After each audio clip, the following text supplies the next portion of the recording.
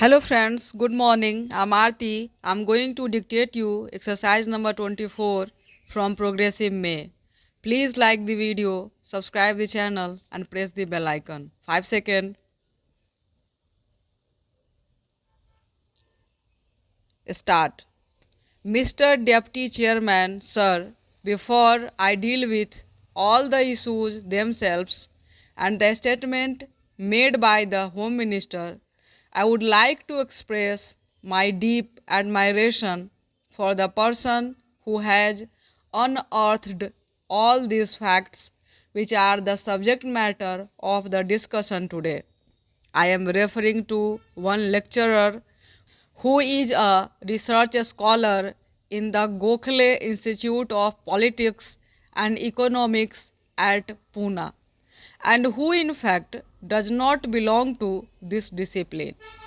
He is basically a scholar who studies agrarian legislation, and it is by chance that in the course of his own efforts in the field of agrarian legislation, he discovered that there are laws relating to agrarian matters in the state of Bihar which have been enforced through ordinances, not once, not twice, not thrice, but scores of times, and for a period of 6 months or 8 months or 1 year or 2 years, but to the extent of 13 years without the law being referred to the legislature at all. And it is then that he perused this matter and came up with this treatise, which is called the Repromulgation of Ordinances, a fraud on the Constitution of India. I have not seen any book dealing with a drab, dull subject of this kind during the last many years, which has received such rave reviews from every important paper and journal in the country.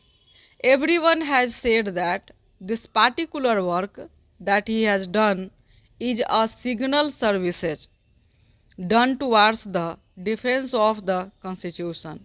The case of constitutional integrity has been admirably served by this gentleman by unearthing and revealing all these facts.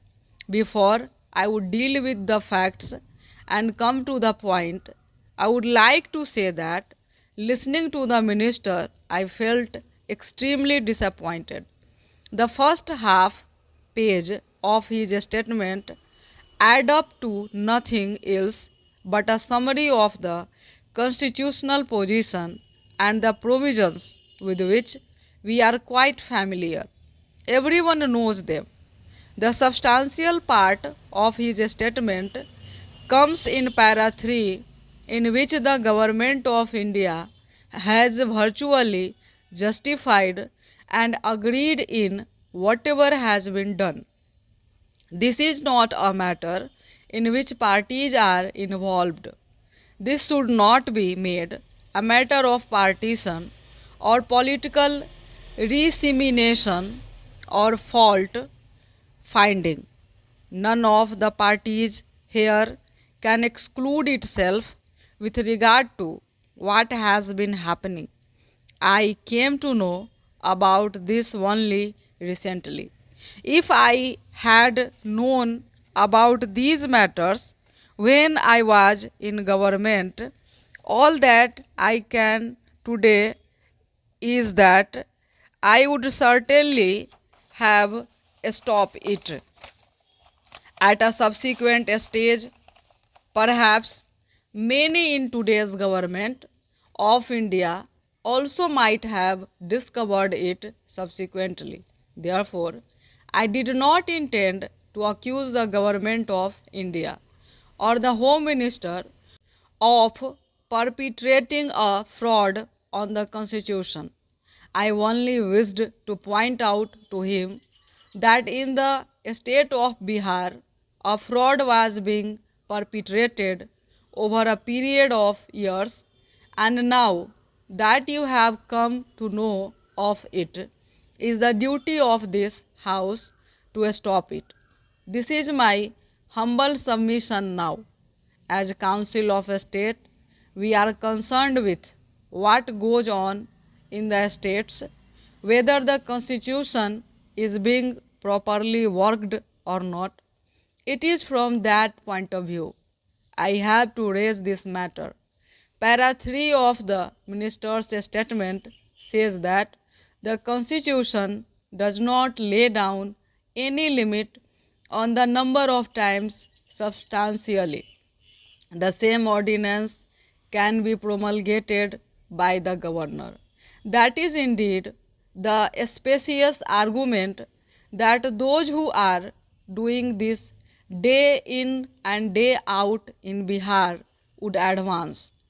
For ordinances, the criterion laid down is that the governor should be satisfied that circumstances exist which make it necessary for him to take immediate action and promulgate an ordinance.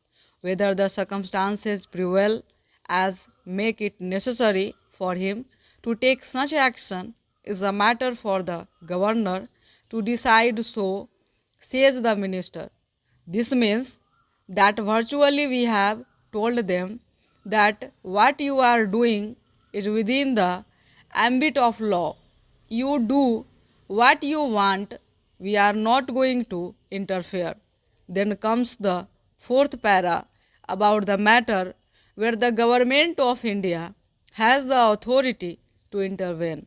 In this, he concludes with a very pious statement that when substantially the same ordinance is sent repeatedly by the government of the state for instruction of the President, the state government is advised to take action to convert it into an act at the earliest.